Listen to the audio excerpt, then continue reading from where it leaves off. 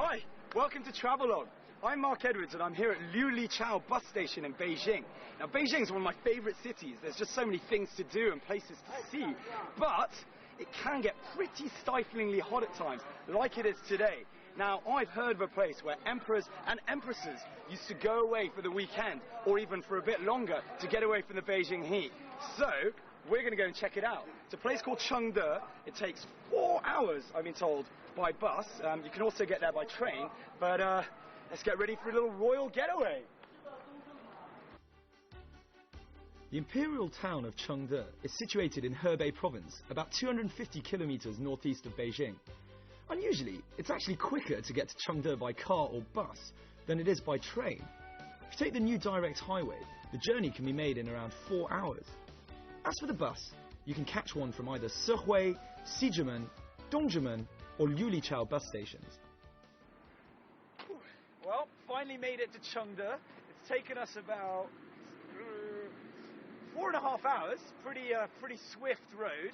And do note that it is significantly colder in Chengde, even though it's just a couple of hours northeast of Beijing.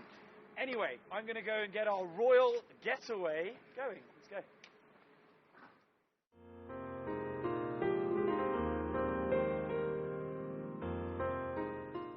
The town of Chengde itself is a rather small place and is mostly focused on the tourism generated by the many attractions in the area. In the second half of the Qing dynasty, in other words, the 18th and 19th centuries, Chengde evolved from a hunting ground to a full-blown summer resort, as well as China's part-time centre of foreign affairs. The Manchu emperors such as Kangxi would come here to escape the same Beijing heat I was trying to get away from. They would be trying to return to their northern roots, primarily by hunting, fishing and watching archery competitions.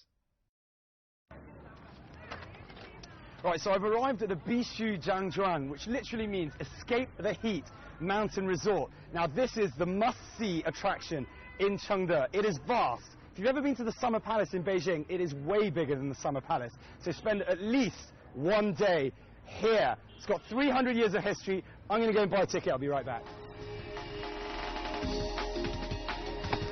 All right, let's go in.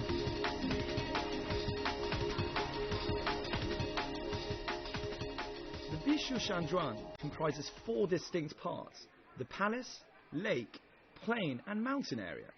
It's twice as big as the Summer Palace in Beijing.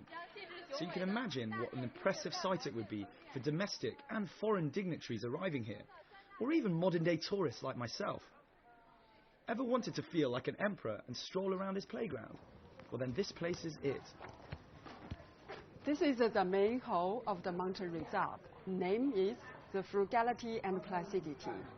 It was built in 1711. Just one quick question.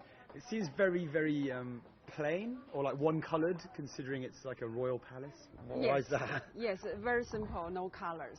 I think this is because the Emperor Kangxi want to respect the leaders of a minority nationality, because they build a lot of temples splendid around the mountain resort. Another reason, this is the reigning palace, not the main palace in Beijing. Okay. So I think that is suitable for the environment of the mountain resort. And they didn't want to show off too much, you know. Yes. Lots of colours. Yes. Oh, right. Okay. It's very simple. Yeah, I think this is the 2 reasons. The magnificently simple and yet elegant Hall of Frugality and Placidity is the main building in the mountain resort. It's also known as the Nanmu Hall because it's built of a fine-grained hardwood called Nanmu. When it rains, the Nanmu wood gives off a heady fragrance. The function of this palace is for the emperor to hold the meetings with other officials. What do you guys think of this place? It's old. They're a little shy. Who's not shy here? Who wants to tell me what they feel about Chengde? These were actually children from the German International School in Beijing. Summer resort. Good. It's very nice here. Not too hot. Not too hot. Yeah. Not too hot. Better than the Forbidden City? Yeah. Really? Why? Why is it better? Because it's not so hot. When I was young, always all people came and wanted to shoot photos. The Forbidden City is so boring. Here there are not so many people. Not so many people. And it's not so hot. Yeah. Well, that's one of the main reasons that they actually built. It's worth noting that the wings in each courtyard of the main palace house various exhibitions, such as porcelain, clothing, and weaponry. Since the hall was regularly used as a place to entertain foreign and domestic dignitaries, the majority of the pieces on display would have been gifts to the Emperor and Empress. A couple of questions. Donc, pourquoi vous avez choisi Chengde de tous les endroits en Chine? Pourquoi on a choisi celui-là? Ça fait partie d'un des endroits, c'est pas le seul. Moi personnellement, je suis les traces des empereurs. Donc je veux savoir tous les endroits où ils sont passés et surtout celui-ci, puisque celui-ci est plein d'histoire. Très intéressant. The lady's just explained she's actually come here because she's following a trail around China, following an emperor's trail around China. So obviously this would be one of the most important places, well, certainly one of the places you wouldn't want to miss. Like the Summer Palace in Beijing, a vast area of the mountain resort is lakes. The lake area lies directly north of the palace area. There are a grand total of 8 islands dotted over the lakes. Keep an eye out for Chung Lake, which is the deepest, and the Ruohe Spring, which is famous for its crystal clear waters. This is the perfect place to come in the summer and mess about on the water.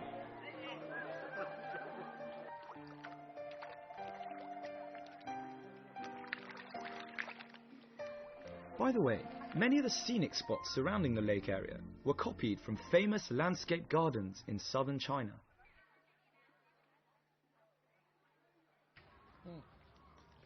Oh, sorry. Well, I've decided to take a quick rest at the Imperial Summer Resort, just because A, it's so vast, and B, I've got a lake to my left, wooden cabins around me, and just wildlife hanging around. Now, I've been told by my tour guide that they love to eat bread or biscuits, and I luckily happen to have a few biscuits I haven't quite polished off this morning, so let's feed them up. Right.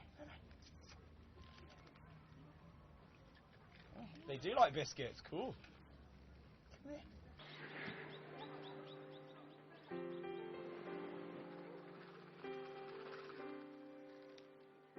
Thanks to the fantastic surroundings and the wildlife roaming freely through the grounds, you really do feel at one with nature here.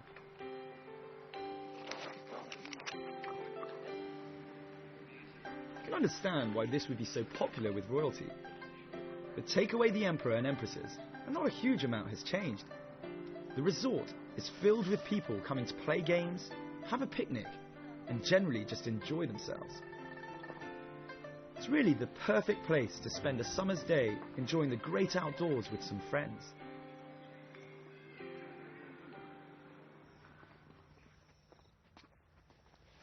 Right, well, you might think that we've arrived in Mongolia at the moment, but we are actually still in the summer resort. This is the place during the Qing dynasty where the emperor would welcome his friends and the people that worked underneath him to eat with him, play, generally just have a really good time. Now, these days, you can come here and do the same, but above all, this is a hotel. So you can come and stay in one of these wonderful yurts for 480 kwai per night, and that's 2 people can stay in there. Right, well, the summer resort is absolutely vast, so to get the best out of it, I'd thoroughly recommend jumping on a bus, one of the many buses that go around. Now, before you start screaming, lazy, lazy, so-and-so, it is actually a bus ride that will take over an hour, and it's 11 kilometers long, so it's definitely worth getting on to get the best out of the summer resort. So,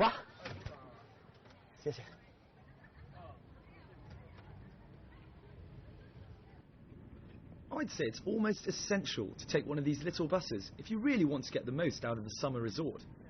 Some of the best views can be found at quite a considerable distance away from the palace area. The drivers stop at all the scenic spots, and you can take your time wandering about, snapping away with your camera. The resort seems to be designed rather like China itself, with Mongolian grasslands to the east, mountains to the west, and lakes to the south. It's quite surreal to be strolling around on the wall surrounding the resort, which has a bit more than just a hint of the Great Wall about it. Add to this the views. On the one side, you seem to be looking at one of Tibet's must-see sights, the Potala Palace, and on the other, magnificent countryside.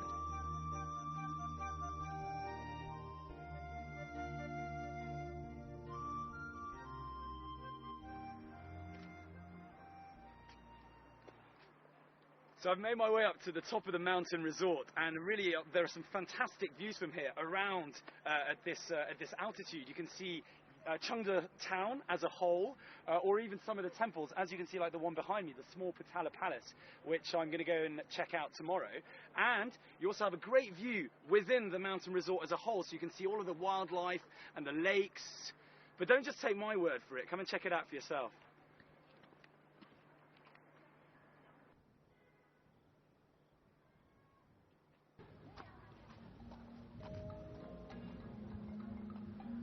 Puning Temple is one of the famous 8 outer temples in Chengde city. There were once 12 temples, but today only 8 remain open to visitors. The temples were built as a way of showing respect for ethnic minorities. So you could say that they were built more for diplomatic reasons rather than spiritual ones. Not that this should take anything away from them whatsoever.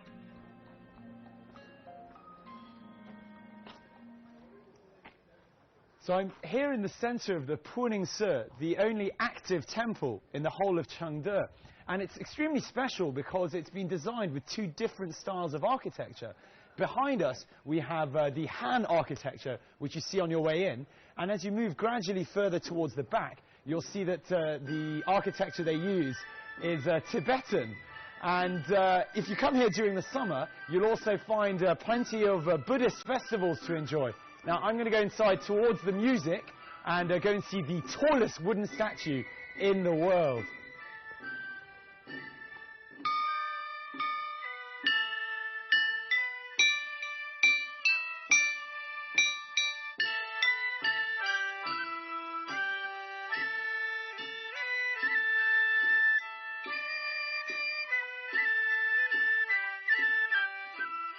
Puning Temple is also known as the Temple of Universal Peace. It was built in 1755 and is supposed to have been modelled on Samye, the earliest Tibetan Buddhist monastery. Since it's the only working temple in Chengde, don't be surprised to find shaven-headed Buddhist monks manning the altars and trinket stalls. These friendly lamas manage the domain and give the temple an air of spirituality. Without a doubt, the highlight of any trip here is the statue of Guan Yin, the Buddhist goddess of mercy. It's the tallest wooden structure in the world and weighs in at 110 tons, which explains why this place is often referred to as the Big Buddha Temple.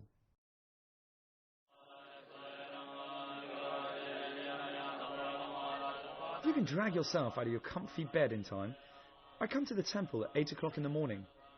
It's then that the monks begin their daily morning class. It's definitely worth coming to have a look if you have any interest in Buddhist culture, or even if you're just curious.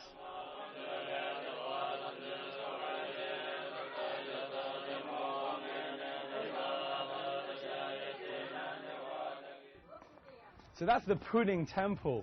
Now, like most tourist attractions, you're probably going to want to go and find yourself a souvenir to give to your parents or a friend or a special little someone.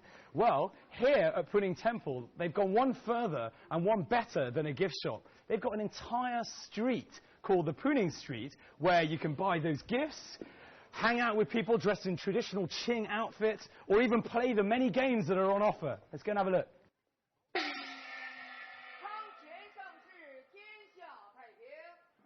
Right, so my tour guide just informed me that I can change some Chinese money for some traditional Qing money and spend it further down the street. So let's see what happens here. 这个是多少钱？10块钱一个，可以用在那边吗？对。这个是？那个是兑换2000块钱。2000块。All right, so for 10 kwai, I can get one of these wonderful little coins. For 2,000 kwai, I can get this ridiculously heavy. It feels like a weight. I should just be doing weights with it. 2,000 kwai. I'm not going to spend 2,000 kwai on my friends. That's harsh, but I'm just not. 你可以给我10个吧。10个。对，这个是真的或者假的吗？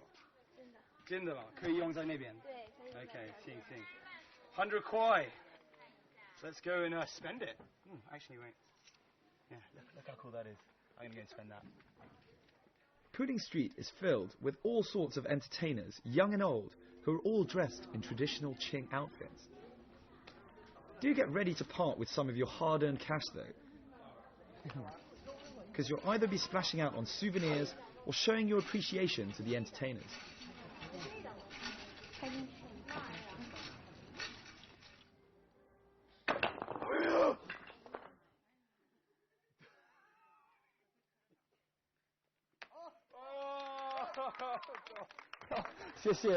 That was really good.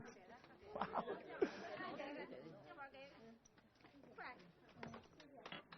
完口完底儿，俩手前后交代一下，拿过来，注意一扒拉说走进去，来一个，哎，一个两个三个三个两个一个，拿起来轻轻一扣，扣上它，注意把它交在手里，这里没有，这里3个，非常快，能看明白不？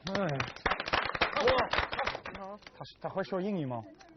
不会，英语不会说。Apparently he can speak Chinese but not English. 你必须教他英语。Hello, 你好。Oh, that sounded like go away or something. Oh, something even worse than that. Cool.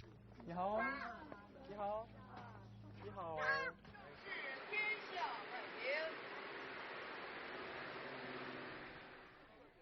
Another of Chengde's must-see sights is the Putuo Zongcheng Temple.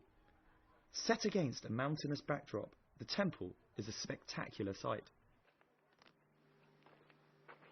So I've arrived at the Putuo Zongcheng and I'm on my way up to see this magnificent building behind me. Now, tiny piece of advice, if you don't have time when you come to China to head to Tibet, come here, come to Chengde, because behind me we have the small Potala Palace, as it's known, and that's because it's an exact replica of the Potala Palace in Lhasa, except that it's a bit smaller, of course. And one other interesting thing I've heard is that the small windows behind are in fact designed in that way to keep out the cold, in the same way that it is in Tibet, and also so that the monks don't get distracted by any of the things going on outside. It's a bit harsh, but let's go and check it out. Built between 1767 and 1771, during the reign of Emperor Qianlong, the temple goes by the nickname the Small Potala Palace. It was built specially for the visiting heads of various Tibetan and Mongolian tribes who came to celebrate the emperor's 60th birthday. It was hoped they would feel at home in more familiar surroundings. The temple represents a fusion of Chinese Han and Tibetan architectural styles. I must admit that I was unaware of the fact that the Chinese and Tibetans were like one family a long time ago. If you really don't have time to head to Tibet, swing by Chengde to get a taste of the Tibetan culture. Try spinning the old brass prayer mani wheels for good luck, but make sure you spin them clockwise.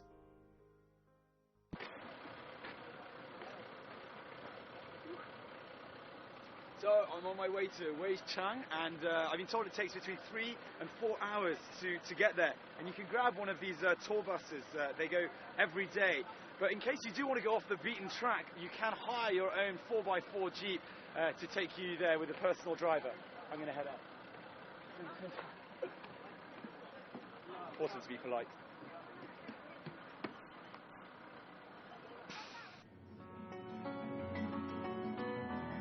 Why go to Mulan Weichang at all? Well, because it used to be the world's largest royal hunting ground. Today, it's been renovated as the Saihanba National Forest Park. Lying at an average altitude of 1,400 meters, Mulan Weichang is a vast area of forests, grasslands, and lakes. The area is simply enchanting and well worth strolling around on your own.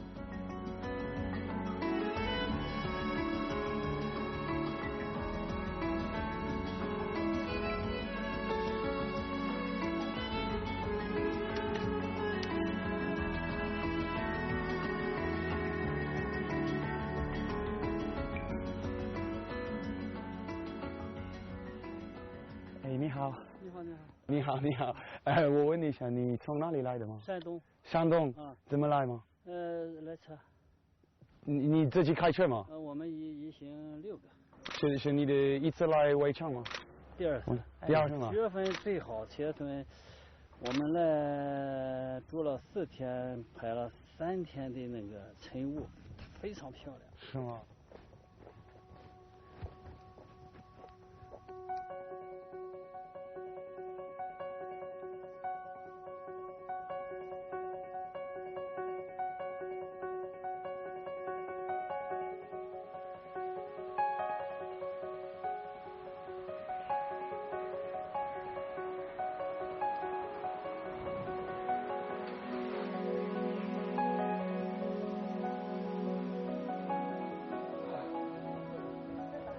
谢谢。哎 ，not bad. Not. Wow, lovely sun. Oh, actually no. it's okay. Don't be fooled by the sun. I've arrived in Udalco. It's lovely, beautiful day, and it is absolutely freezing though. My hands have just suddenly frozen. As long as there's not too much wind. But yeah, so arrived in Udalco, and this is a place where in the summer. People love to come here because you can go on the lake, take a boat ride on the lake, you can come horse riding, there's archery, there's all types of hunting, there's just lots of fun to be had around here. Even in the winter it's very good fun because the views of the mountain scenery is absolutely fantastic. But I do suggest you bring lots and lots of warm clothing because it really does get absolutely freezing. I'm going to go check out the Moon Lake behind me. Here in Udalco, I feel like a little ant strolling around the vast expanses of nature. Crystal clear lakes, forests and hills as far as the eye can see, and wildlife running free. There are several guest houses and hotels scattered throughout the area. They offer all the amenities you'll need, as well as certain fun items during the weekends and public holidays, such as karaoke, mutton roasts, and lots of dancing and drinking. If you're looking for a weekend outing from Beijing to get a rounded experience where you can immerse yourself in an intriguing variety of cultures and find yourselves humbled by the sheer vastness of nature, then Chengde and its adjoining hunting ground at Mulan Weichang are definitely for you.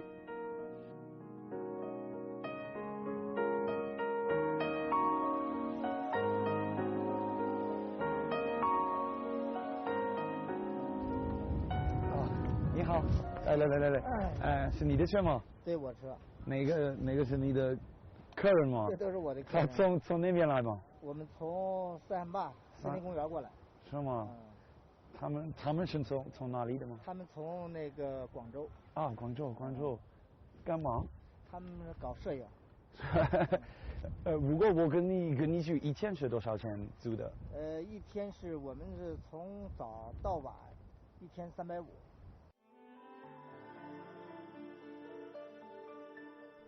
The Mulan Weichang Imperial Hunting Ground is absolutely vast.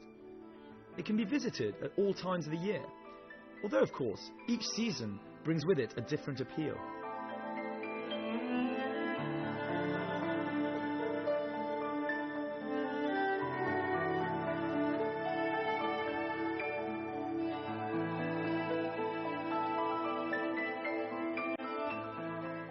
It is at its most popular during the summer, when the flowers are in bloom and a wide variety of activities are on offer. The colours during the autumn are said to be visually spectacular, so the area, I'm told, is taken over by amateur photographers. In winter, when there are fewer tourists due to the temperature, skiing is available.